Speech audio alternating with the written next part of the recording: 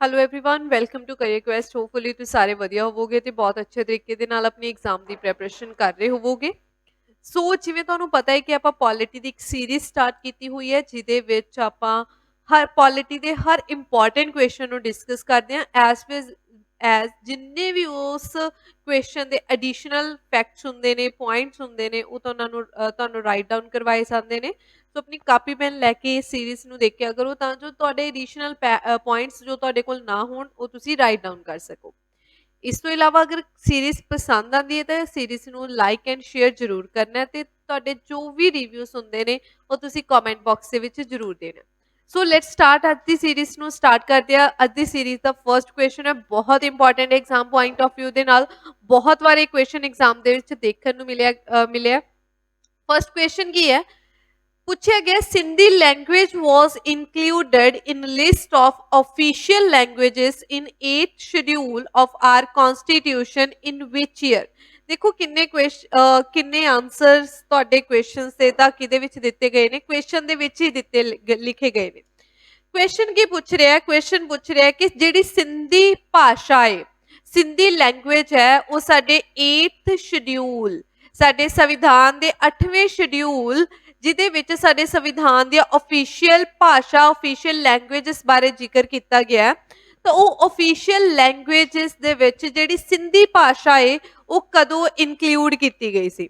ਸਭ ਤੋਂ ਪਹਿਲਾਂ ਸਾਨੂੰ ਪਤਾ ਹੈ ਕਿ ਸਾਡੀ ਆਫੀਸ਼ੀਅਲ ਲੈਂਗੁਏਜਸ ਦੀ ਗੱਲ ਕੀਤੀ ਜਾਵੇ ਤਾਂ ਆਫੀਸ਼ੀਅਲ ਲੈਂਗੁਏਜਸ ਕਿਸ ਆਰਟੀਕਲ ਦੇ ਅੰਡਰ ਹੈ ਸ਼ਡਿਊਲ ਕਿਸ ਸ਼ਡਿਊਲ ਦੇ ਅੰਡਰ ਨੇ ਸ਼ਡਿਊਲ 8th ਦੇ ਅੰਡਰ ਨੇ ਸਾਡੀ ਆਫੀਸ਼ੀਅਲ ਲੈਂਗੁਏਜਸ। ਅੱਜ ਸਾਡੀਆਂ 22 ਆਫੀਸ਼ੀਅਲ ਲੈਂਗੁਏਜਸ ਸੀ ਨੇ ਜਦੋਂ 1950 ਦੇ ਵਿੱਚ ਸਾਡਾ ਸੰਵਿਧਾਨ ਬਣਿਆ ਸੀ ਉਸ ਸਮੇਂ ਸਾਡੀਆਂ 14 ਆਫੀਸ਼ੀਅਲ ਲੈਂਗੁਏਜਸ ਸੀ 14 ਆਫੀਸ਼ੀਅਲ ਲੈਂਗੁਏਜਸ ਸੀ ਤੇ 15th ਆਫੀਸ਼ੀਅਲ ਲੈਂਗੁਏਜਸ ਕਿਹੜੀ ਬਣੀ ਸੀ 50th ਆਫੀਸ਼ੀਅਲ ਲੈਂਗੁਏਜਸ ਸਾਡੀ ਬਣੀ ਸੀ ਸਿੰਧੀ ਭਾਸ਼ਾ।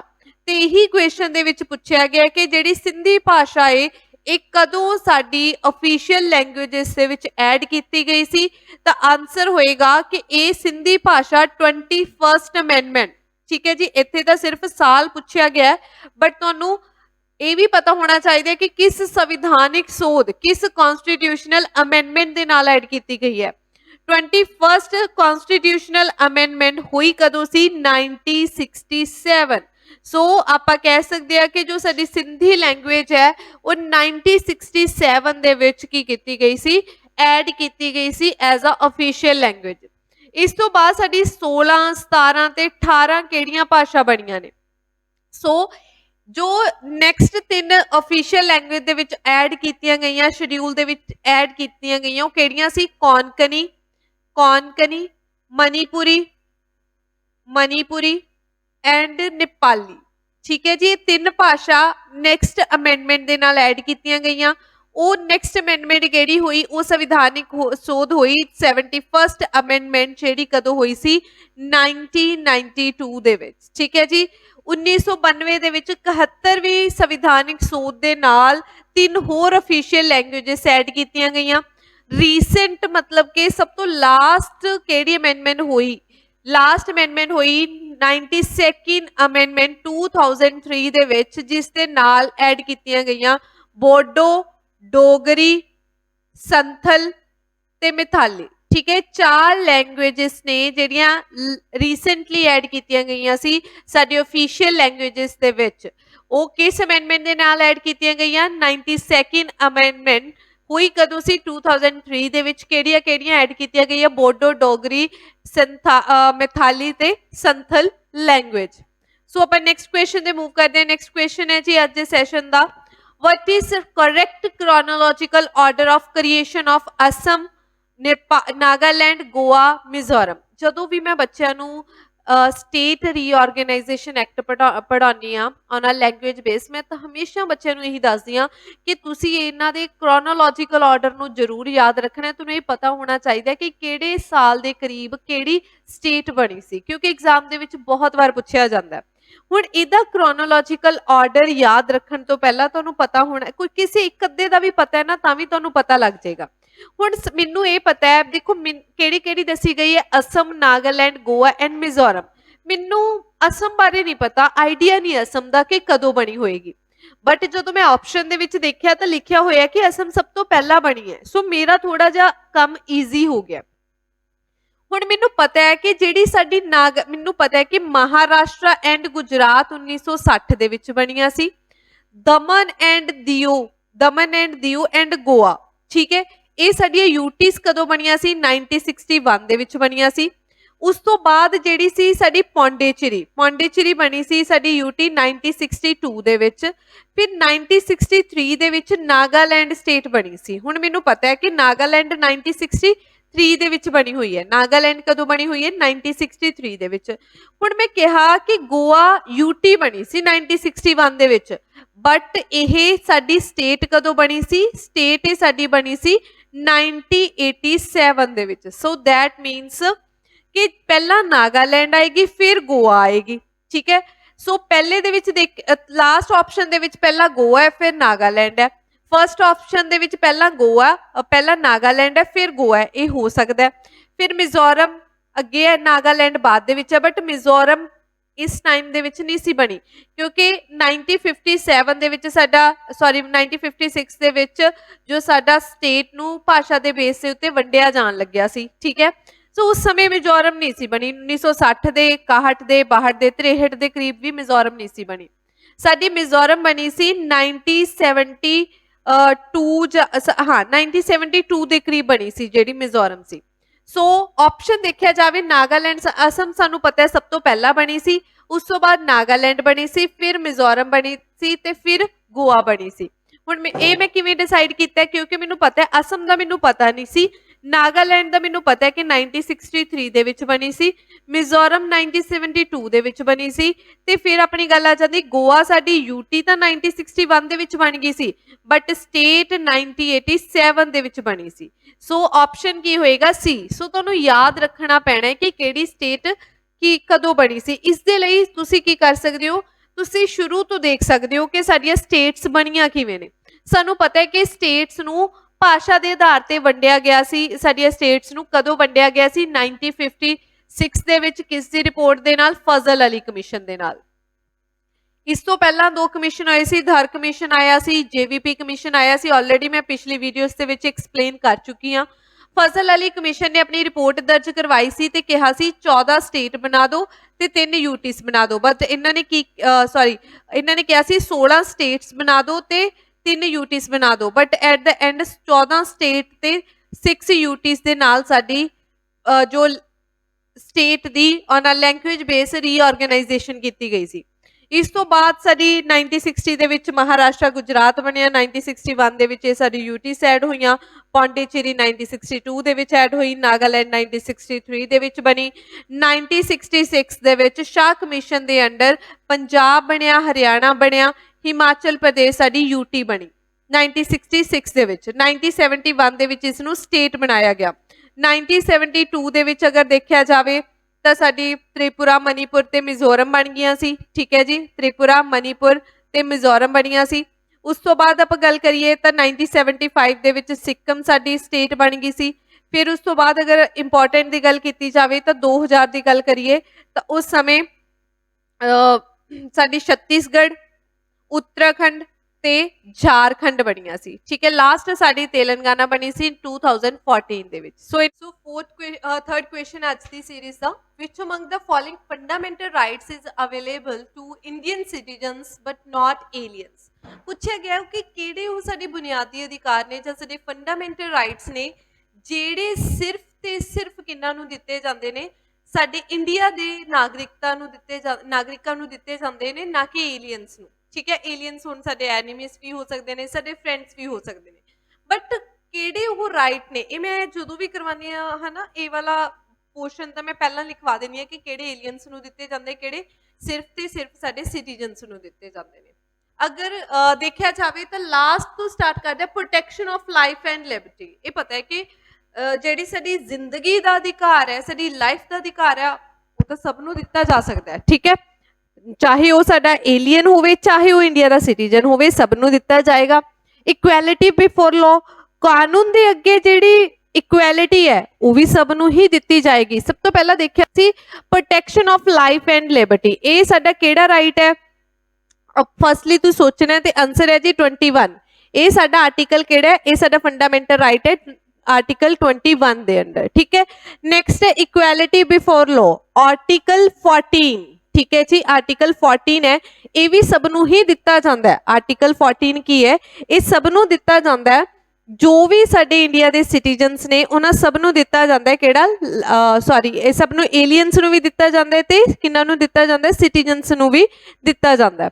ਸੋ ਨੈਕਸਟ ਹੈ ਕਹਿੰਦੇ freedom of expression and speech, freedom of expression and speech ਉਹ ਸਿਰਫ ਇੰਡੀਆ ਦੇ ਨਾਗਰਿਕਾਂ ਨੂੰ ਹੀ ਦਿੱਤਾ ਜਾਏਗਾ, ਨਾ ਕਿ ਬਾਹਰੀ ਏਲੀਅਨਸ ਨੂੰ ਦਿੱਤਾ ਜਾਏਗਾ। ਤਾਂ ਆਪਾਂ ਦੇਖ ਲੈਨੇ ਕਿਹੜੇ ਕਿਹੜੇ ਅਧਿਕਾਰ ਨੇ ਜਿਹੜੇ ਸਿਰਫ ਕਿਹਨਾਂ ਨੂੰ ਦਿੱਤੇ ਜਾਂਦੇ ਨੇ? ਇੰਡੀਅਨਸ ਦੇ ਸਿਟੀਜ਼ਨਸ ਨੂੰ ਹੀ ਦਿੱਤੇ ਜਾਂਦੇ ਨੇ, ਬਾਹਰੀ ਨੂੰ ਨਹੀਂ ਦਿੱਤੇ ਜਾਂਦੇ।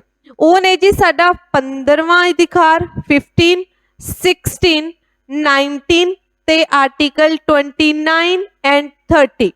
ਇਹ ਨੇ ਜੀ ਸਾਡੇ 5 ਆਰਟੀਕਲਸ ਜਾਂ 5 ਸਾਡੇ ਫੰਡਾਮੈਂਟਲ ਰਾਈਟਸ ਜਿਹੜੇ ਸਿਰਫ ਤੇ ਸਿਰਫ ਇੰਡੀਆ ਦੇ ਸਿਟੀਜ਼ਨਸ ਨੂੰ ਦਿੱਤੇ ਜਾਂਦੇ ਨੇ, ਕਿਸੇ ਏਲੀਅਨ ਨੂੰ ਨਹੀਂ ਦਿੱਤੇ ਜਾਂਦੇ, ਠੀਕ ਹੈ ਜੀ। 15 14 ਹੁੰਦਾ ਇੱਕ ਇਕੁਐਲਿਟੀ ਬਿਫੋਰ ਲਾਅ, 15 ਹੁੰਦਾ no discrimination on the basis of race, caste, birth, equal opportunity in the government employment। 19 ਦੇ ਅੰਡਰ 6 टाइप ऑफ फ्रीडम दी जाती है, freedom of speech and expression, freedom to form unions, freedom to assemble freely and sorry freedom to move any part of the India, reside in any part of the India, freedom to opt any kind of profession, ठीक है। ये सारे article 19 ਦੇ under ਹੈ ਜੋ ਸਿਰਫ Indians ਨੂੰ ਦਿੱਤੇ ਜਾਂਦੇ ਨੇ ਤੇ ਇਹ 19 29 ਐਂਡ 30 ਆਰਟੀਕਲਸ ਨੇ ਮਾਈਨੋਰਿਟੀਜ਼ ਦੇ ਰਾਈਟਸ ਦੇ ਲਈ। ਸੋ ਇਹ ਫੰਡਾਮੈਂਟਲ ਰਾਈਟਸ ਨੇ ਜਿਹੜੇ ਸਿਰਫ ਤੇ ਸਿਰਫ ਇੰਡੀਆ ਦੇ ਸਿਟੀਜ਼ਨਸ ਨੂੰ ਦਿੱਤੇ ਜਾਂਦੇ ਨੇ। ਹੁਣ ਏਲੀਅਨ ਇਹ ਨਾ ਸਮਝ ਲਿਓ ਕਿ ਬਾਹਰੋਂ ਏਲੀਅਨ ਆਂਦਾ ਕੋਈ, ਜਿਨ੍ਹਾਂ ਨੂੰ ਅਸੀਂ ਮੂਵੀਜ਼ ਦੇ ਵਿੱਚ ਪੜ੍ਹਿਆ ਹੋਇਆ, ਉਹਨਾਂ ਏਲੀਅਨਸ ਦੀ ਗੱਲ ਨਹੀਂ ਕੀਤੀ। ਇਹ ਨੇ ਜੀ ਜੋ ਜਿਨ੍ਹਾਂ ਨੂੰ ਇੰਡੀਆ ਦੀ ਨਾਗਰਿਕਤਾ ਨਹੀਂ ਮਿਲੀ ਹੁੰਦੀ, ਜੋ ਇੰਡੀਅਨ ਸਿਟੀਜ਼ਨਸ ਨਹੀਂ ਹੋਣਗੇ ਉਹਨਾਂ ਨੂੰ ਕਿਹਾ ਜਾਏਗਾ ਏਲੀਅਨਸ। ਐਂਡ ਏਲੀਅਨਸ ਦੋ ਤਰੀਕੇ ਦੇ ਹੁੰਦੇ ਨੇ, ਇੱਕ ਸਾਡੇ ਫਰੈਂਡਲੀ ਏਲੀਅਨਸ ਤੇ ਇੱਕ ਸਾਡੇ enemy aliens. So next question है, in context of our constitution the date of 30th December 1946 is known for which of the following। ਕਹਿੰਦੇ ਪੁੱਛਿਆ ਗਿਆ ਕਿ ਜਿਹੜਾ 13 ਦਸੰਬਰ ਦਾ ਦਿਨ ਹੈ, 13 ਦਸੰਬਰ 1946 ਵਾਲਾ ਦਿਨ ਹੈ, ਉਹ ਸਾਡੇ ਸੰਵਿਧਾਨ ਦੇ ਵਿੱਚ ਇੰਨੀ ਇੰਪੋਰਟੈਂਸ ਕਿਉਂ ਰੱਖਦਾ ਹੈ? ਉਸ ਦਿਨ ਐਕਚੁਅਲ ਦੇ ਵਿੱਚ ਹੋਇਆ ਕੀ ਸੀ? ਦੇਖੋ ਮੈਂ ਤੁਹਾਨੂੰ ਤਿੰਨ ਡੇਟਸ ਯਾਦ ਕਰਵਾਈਆਂ ਜਦੋਂ ਸਾਡੀ ਕਨਸਟੀਟਿਊਟ ਅਸੈਂਬਲੀ ਬਣੀ ਸੀ ਤੇ ਕਨਸਟੀਟਿਊਟ ਅਸੈਂਬਲੀ ਦਾ ਪਹਿਲਾ ਸੈਸ਼ਨ ਹੋਇਆ ਸੀ 9 ਦਸੰਬਰ 1946 ਨੂੰ। ਇਸ ਦਿਨ ਸਾਡੇ ਜਿਹੜੇ ਇੰਟਰਿਮ ਪ੍ਰੈਜ਼ੀਡੈਂਟ ਨੇ ਉਹ ਚੁਣੇ ਗਏ ਸਨ। ਉਹ ਕੌਣ ਸਨ? ਨੋਮੀਨੇਟ ਜਿਹੜੇ ਪ੍ਰੈਜ਼ੀਡੈਂਟ ਸਨ ਸਚਿਦਾਨੰਦ ਸਿਨਹਾ ਜੀ। ਉਸ ਤੋਂ ਬਾਅਦ ਨੈਕਸਟ ਸੈਸ਼ਨ ਹੁੰਦਾ ਸਾਡਾ 11 ਦਸੰਬਰ 1946 ਨੂੰ। ਇਸ ਦਿਨ ਕੀ ਹੋਇਆ ਸੀ? ਇਲੈਕਟ ਕੀਤੇ ਗਏ ਸੀ ਡਾਕਟਰ ਰਜਿੰਦਰ ਪ੍ਰਸਾਦ। ਡਾਕਟਰ ਰਜਿੰਦਰ ਪ੍ਰਸਾਦ ਸਾਡੇ ਪ੍ਰੈਜ਼ੀਡੈਂਟ ਚੁਣੇ ਗਏ ਸੀ। HC ਮੁਖਰਜੀ ਸਾਡੇ ਵਾਈਸ ਪ੍ਰੈਜ਼ੀਡੈਂਟ ਚੁਣੇ ਗਏ ਸੀ ਤੇ BN ਰਾਓ ਸਾਡੇ ਐਡਵਾਈਜ਼ਰ ਚੁਣੇ ਗਏ ਸੀ।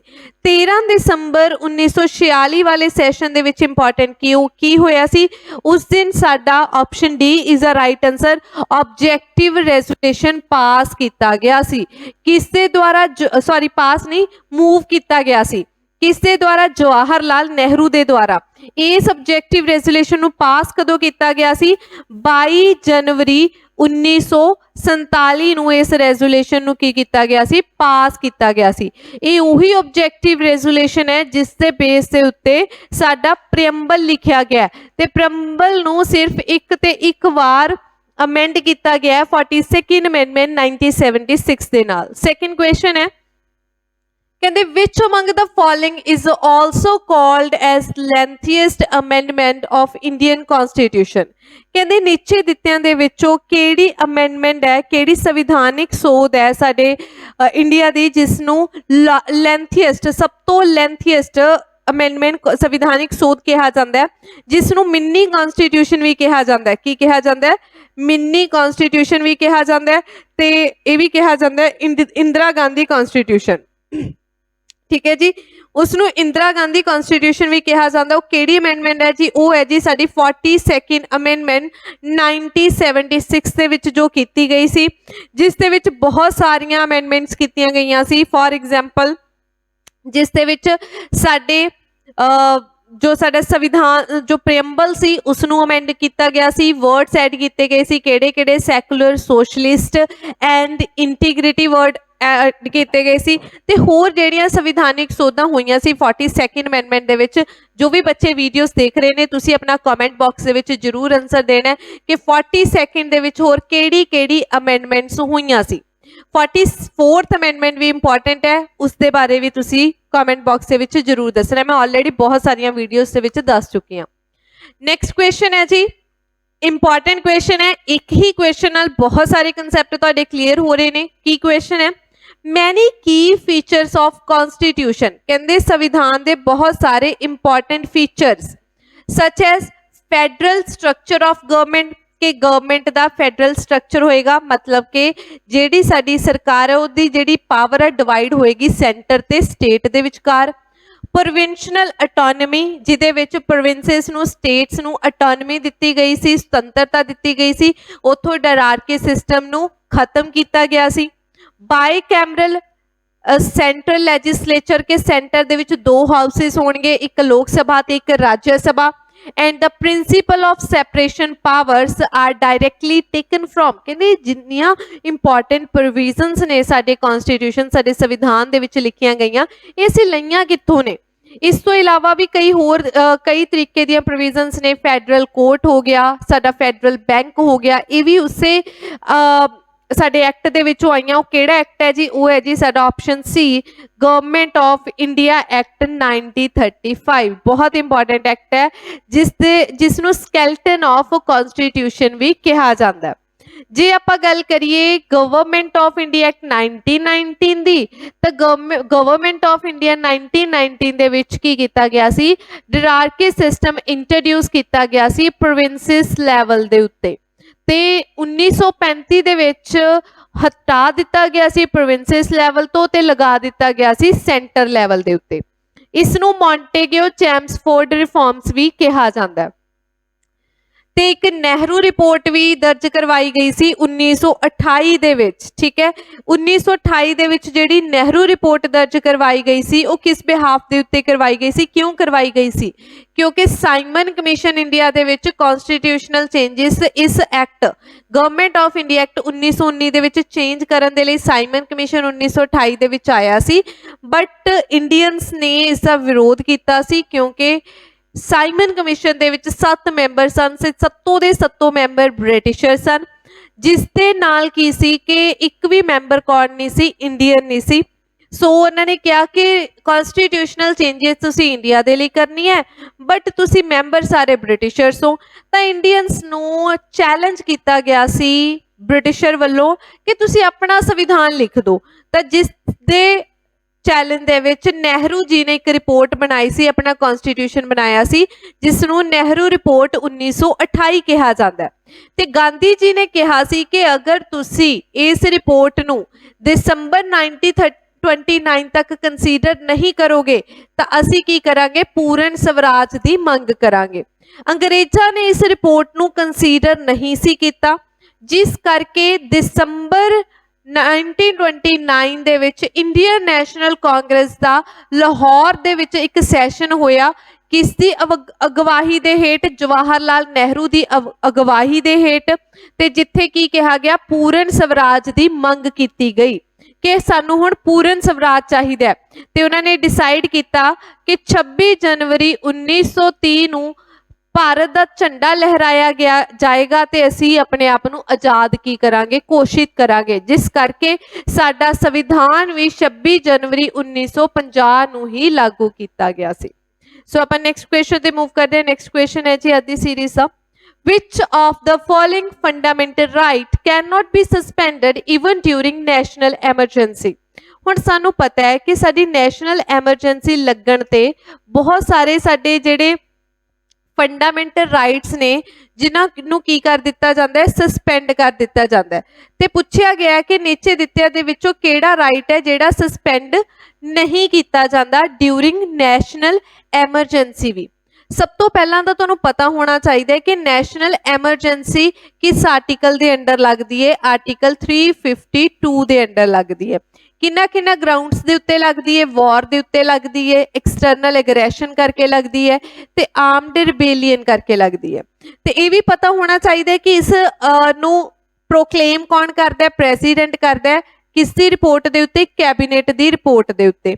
ਤੇ ਇਹ ਪ੍ਰੈਜ਼ੀਡੈਂਟ ਦੇ ਅਨਾਉਂਸ ਕਰਨ ਤੋਂ ਬਾਅਦ ਉਸੇ ਦਿਨ ਤੋਂ 1 ਮੰਥ ਦੇ ਅੰਦਰ ਅੰਦਰ, 1 ਮਹੀਨੇ ਦੇ ਅੰਦਰ ਅੰਦਰ ਇਸ ਰੈਜ਼ੋਲੂਸ਼ਨ ਨੂੰ ਪਾਰਲੀਮੈਂਟ ਦੇ ਵਿੱਚ ਸਪੈਸ਼ਲ ਮੈਜੋਰਿਟੀ ਦੇ ਨਾਲ ਪਾਸ ਕਰਵਾਉਣਾ ਪੈਂਦਾ ਹੈ।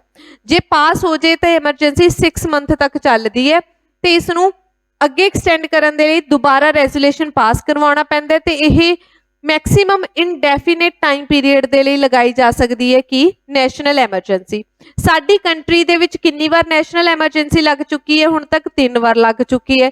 ਪਹਿਲੀ ਲੱਗੀ ਸੀ 1962 ਦੇ ਵਿੱਚ ਜਦੋਂ ਚਾਈਨਾ ਨੇ ਇੰਡੀਆ ਦੇ ਉੱਤੇ ਕੀ ਕੀਤਾ ਸੀ, ਅਟੈਕ ਕੀਤਾ ਸੀ। ਇਹ ਜਿਹੜੀ ਐਮਰਜੈਂਸੀ ਹੈ 1968 ਤੱਕ ਚੱਲੀ ਸੀ ਤੇ 1968 ਤੋਂ ਬਾਅਦ ਇਸ ਨੂੰ ਰਿਵੋਕ ਕੀਤਾ ਗਿਆ ਸੀ। ਨੈਕਸਟ ਐਮਰਜੈਂਸੀ ਸਾਡੀ 1971 ਦੇ ਵਿੱਚ ਲੱਗਦੀ ਹੈ ਜਦੋਂ ਪਾਕਿਸਤਾਨ ਇੰਡੀਆ ਦੇ ਉੱਤੇ ਅਟੈਕ ਕਰਦਾ ਹੈ।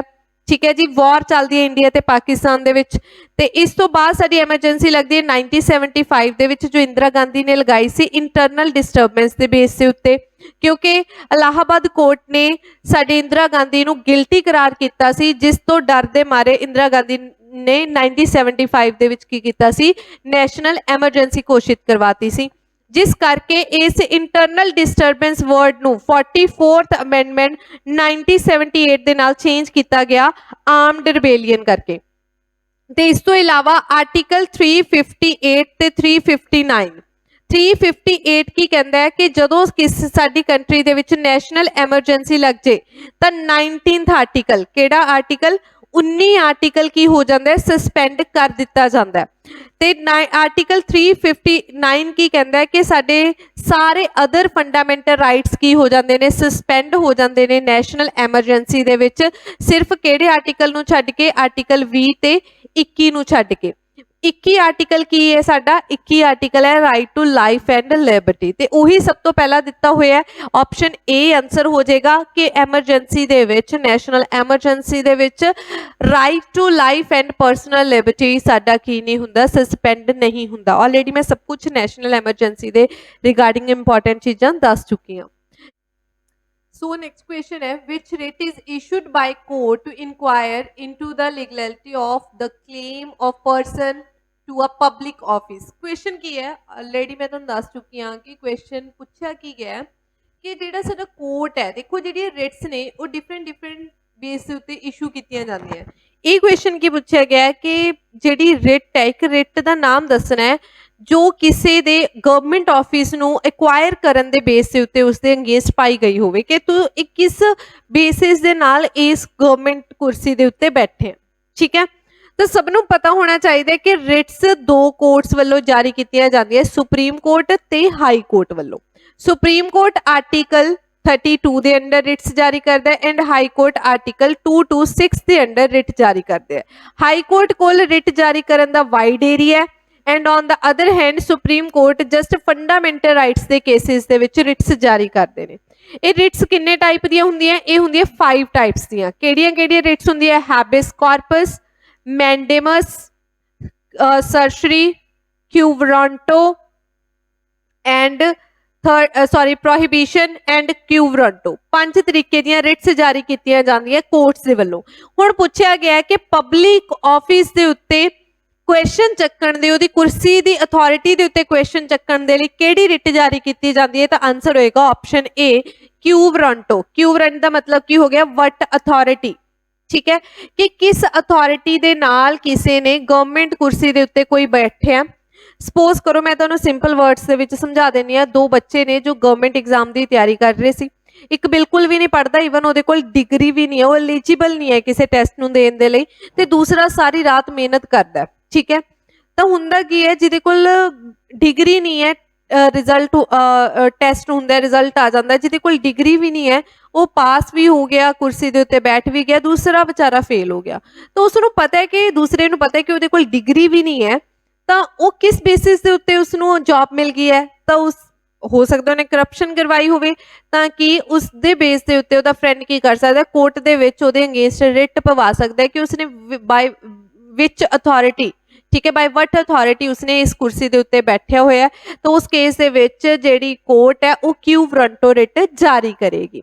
ਮੈਂਡੇਮਸ ਰਿਟ ਦਾ ਮਤਲਬ ਹੁੰਦਾ ਵੀ ਕਮਾਂਡ, ਅਗਰ ਕੋਈ ਗਵਰਨਮੈਂਟ ਆਫੀਸ਼ੀਅਲ ਕੰਮ ਨਹੀਂ ਕਰ ਰਿਹਾ ਸਹੀ ਢੰਗ ਦੇ ਨਾਲ ਤਾਂ ਉਸ ਦੇ ਅਗੇਂਸਟ ਮੈਂਡੇਮਸ ਰਿਟ ਜਾਰੀ ਕੀਤੀ ਜਾ ਸਕਦੀ ਹੈ। ਸਰਸ਼ਰੀ ਤੇ ਜੋ ਪ੍ਰੋਹਿਬਿਸ਼ਨ ਰਿਟ ਨੇ ਇਹ ਇੱਕ ਦੂਜੇ ਨਾਲ ਇੰਟਰਲਿੰਕ ਰਿਟ ਨੇ। ਇੱਕ ਆਪਾਂ ਇੱਕ ਕੋਟ ਪੜ੍ਹਦੇ ਹਾਂ, precaution is better than cure, ਠੀਕ ਹੈ। ਸੋ ਉਸੇ ਤਰੀਕੇ ਦੇ ਨਾਲ ਦੋਨੋਂ ਰਿਟਸ ਅਪਰ ਕੋਰਟ ਦੇ ਵੱਲੋਂ ਲੋਅਰ ਕੋਰਟ ਨੂੰ ਜਾਰੀ ਕੀਤੀਆਂ ਜਾਂਦੀਆਂ, ਠੀਕ ਹੈ ਜੀ, ਦੋਨੋਂ ਰਿਟਸ ਪ੍ਰੋਹਿਬਿਸ਼ਨ ਤੇ ਸਰਸ਼ਰੀ। ਪ੍ਰੋਹਿਬਿਸ਼ਨ ਰਿਟ ਜਾਰੀ ਕੀਤੀ ਜਾਂਦੀ ਹੈ ਅਪਰ ਕੋਰਟ ਦੇ ਵੱਲੋਂ ਲੋਅਰ ਕੋਰਟ ਨੂੰ ਕਿਸ ਕੰਡੀਸ਼ਨ ਦੇ ਵਿੱਚ, ਜਦੋਂ ਉਸ ਨੂੰ ਲੱਗਦਾ ਹੋਵੇ ਕਿ ਲੋਅਰ ਕੋਰਟ ਕਿਸੇ ਕੇਸ ਦੇ ਉੱਤੇ ਗਲਤ ਵਰਡਿਕਟ ਦੇ ਸਕਦਾ ਹੈ ਜਾਂ ਉਹ ਜਿਹੜਾ ਕੇਸ ਹੈ ਉਸ ਲੋਅਰ ਕੋਰਟ ਦੀ ਯੂਰਿਸਡਿਕਸ਼ਨ ਦੇ ਅੰਡਰ ਨਹੀਂ ਆ ਰਿਹਾ, ਤਾਂ ਸੁਪਰੀਮ ਕੋਰਟ ਲੋਅਰ ਕੋਰਟ ਨੂੰ ਹਾਈ ਕੋਰਟ ਨੂੰ ਰਿਟ ਜਾਰੀ ਕਰੇਗੀ ਤੇ ਕਿ ਇਹ ਜਿਹੜਾ ਮੈਨੂੰ ਹੈ ਕੇਸ ਮੇਰੇ ਕੋਲ ਭੇਜ ਦੇ, ਇਹ ਨਾ ਤਾਂ ਤੇਰੀ ਯੂਰਿਸਡਿਕਸ਼ਨ ਦੇ ਅੰਡਰ ਹੈ ਜਾਂ ਹੋ ਸਕਦਾ ਤੂੰ ਇਸ ਦੇ ਉੱਤੇ ਗਲਤ ਫੈਸਲਾ ਦੇ ਦੇ, ਤਾਂ ਉਸ ਕੇਸ ਦੇ ਵਿੱਚ ਪ੍ਰੋਹਿਬਿਸ਼ਨ ਰਿਟ ਜਾਰੀ ਕੀਤੀ ਜਾਂਦੀ ਹੈ। ਕਿਉਂ ਸਰਸ਼ਰੀ ਰਿਟ ਕਦੋਂ ਜਾਰੀ ਕੀਤੀ ਜਾਂਦੀ ਹੈ? ਜਦੋਂ ਹੋ ਸਕਦਾ ਲੋਅਰ ਕੋਰਟ ਨੇ ਕਿਸੇ ਕੇਸ ਦੇ ਉੱਤੇ ਫੈਸਲਾ ਸੁਣਾ ਦਿੱਤਾ ਹੋਵੇ, ਜਾਂ ਤਾਂ ਫੈਸਲਾ ਗਲਤ ਹੋਵੇ ਜਾਂ ਫਿਰ ਉਸ ਦੀ ਯੂਰਿਸਡਿਕਸ਼ਨ ਦੇ ਉੱਤੇ ਨਾ ਆਂਦਾ, ਅੰਡਰ ਨਾ ਆਂਦਾ ਹੋਵੇ, ਤਾਂ ਅਪਰ ਕੇਸ ਕਹੇਗਾ ਕਿ ਇਸ ਕੇਸ ਨੂੰ ਮੈਂ ਦੁਬਾਰਾ ਹੈਂਡਲ ਕਰਾਂਗੀ, ਤਾਂ ਰਿਟ ਜਾਰੀ ਕਰਦਾ ਹੈ ਲੋਅਰ ਕੋਰਟ ਨੂੰ ਸਰਸ਼ਰੀ ਕਿ ਇਹ ਜੋ ਕੇਸ ਹੈ ਮੈਨੂੰ ਪਾਸ ਕਰ ਦਿੱਤਾ ਜਾਵੇ। ਸੋ ਪ੍ਰੋਹਿਬਿਟ ਕੀ ਹੋ ਗਿਆ? ਟੂ ਫॉरबिड ਐਂਡ ਸਰਸ਼ਰੀ ਹੋ ਗਿਆ ਟੂ ਸਰਟੀਫਾਈ, ਠੀਕ ਹੈ ਜੀ। ਤੇ ਹੈਬਿਸ ਕਾਰਪਸ ਕੀ ਹੋ ਗਿਆ? ਹੈਬਿਸ ਕਾਰਪਸ ਰਿਟ ਦਾ ਮਤਲਬ ਕੀ ਹੋ ਗਿਆ? ਟੂ ਹੈਵ ਅ ਬॉडी, ਠੀਕ ਹੈ ਜੀ, ਮੈਚ ਆਫ ਕਾਲਮ ਆ ਸਕਦਾ ਹੈ। habeas corpus to have a body, mandamus we command, surgery to certify, prohibition to forbid and quo warranto to what authority? So next question है कहते to whom the judge of the Supreme Court submit his resignation। कहते जो साडा Supreme Court दा जज है वो अपना जेड़ा resign है वो किस नूं submit करवाउंदा है, ठीक है। सबनों पता होना चाहिए है कि जो सुप्रीम कोर्ट है उसका आर्टिकल केड़ा? आर्टिकल 224 है। अज दा सुप्रीम कोर्ट कदों बनिया सी? 28 जैन 1950 नूं। ते जदों यह सुप्रीम कोर्ट बने सी उस समय 8 जजिस हुंदे सी कि 7 जजिस सी, एक साडा chief justice of India. At present साडे 34 जजिस ने, जिहदे विचों एक चीफ जस्टिस ऑफ इंडिया ते 33 की ने साडे जजिस ने। सानू पता है सुप्रीम कोर्ट दा जज बनन दे लई की कंडीशन चाहिए है? एक तो इंडिया दा सिटीजन होना चाहिए जां फिर उसने 10 साल दे लई 10 साल दे लई किसे को हाई कोर्ट दे विच एडवोकेट रहा होना चाहिए और 5 ईयर्स दे लई किसे हाई कोर्ट दे विच जज रहा होना चाहिए। इस तो इलावा इन्हां दी जिहड़ियां जो सुप्रीम कोर्ट के जज दियां जो सैलरी है वो based on charge on consolidate fund of India है ते सैकेंड शेड्यूल दे विच दर्ज की गई है। सुप्रीम कोर्ट के जज नूं रिमूव करन दे लई जिहड़ा रेजोल्यूशन पास किया जाता है, इनिशिएट किया जाता है, चाहे वो लोक सभा दे विच चाहे वो राज्य सभा दे विच। जे लोक सभा दे विच स्टार्ट करना है तो 100 मैंबर रजामंद होने चाहिए ने, जे राज्य सभा दे विच स्टार्ट करना है तो 50 मैंबर। सुप्रीम कोर्ट का जज कदों तक रह सकते? 65 ईयर्स तक सुप्रीम कोर्ट के जज की की हुंदी है? रिटायरमेंट हुंदी है। अगर उसने अपना रिजाइन देना है तो किसनों देगा? ऑप्शन बी, प्रेसीडेंट नूं देगा, बिकॉज उसनूं अपॉइंट भी प्रेसीडेंट के द्वारा किया जाता है, ठीक है जी। तो साडा चीफ जस्टिस ऑफ इंडिया कौन बनता है? चीफ जस्टिस ऑफ इंडिया साडा सीनियर मोस्ट जज ऑफ द कोर्ट बनता है। सो नैक्सट ते last question as the series का क्वेश्चन की पूछा गया है, which of the following article of the constitution deal with the center state financial relation? Equation बहुत बार एग्जाम दे विच पूछा जाता है कि वो किहड़े आर्टिकल्स ने जिहड़े स्टेट ते सेंटर दे फाइनैंशियल रिलेशंस नूं बयान करते हैं। तो इस क्वेश्चन का आंसर होएगा ऑप्शन सी, आर्टिकल 268 तो लैके 293 ਤੱਕ ਜਿਹੜੇ ਆਰਟੀਕਲਸ ਨੇ ਉਸ ਸੈਂਟਰ ਸਟੇਟ ਦੇ ਫਾਈਨੈਂਸ਼ੀਅਲ ਰਿਲੇਸ਼ਨਸ ਨੂੰ ਕੀ ਕਰਦੇ ਨੇ, ਬਿਆਨ ਕਰਦੇ ਨੇ। ਸੋ ਇਸ ਦੇ ਨਾਲ ਹੀ ਸਾਡੇ ਅੱਜ ਦੀ ਸੀਰੀਜ਼ ਹੁੰਦੀ ਹੈ ਕੰਪਲੀਟ। ਹੋਪਫੁਲੀ ਤੁਹਾਨੂੰ ਸੀਰੀਜ਼ ਪਸੰਦ ਆਈ ਹੋਏਗੀ। ਸੋ ਮਿਲਦੇ ਹਾਂ ਨੈਕਸਟ ਲੈਕਚਰ ਦੇ ਵਿੱਚ।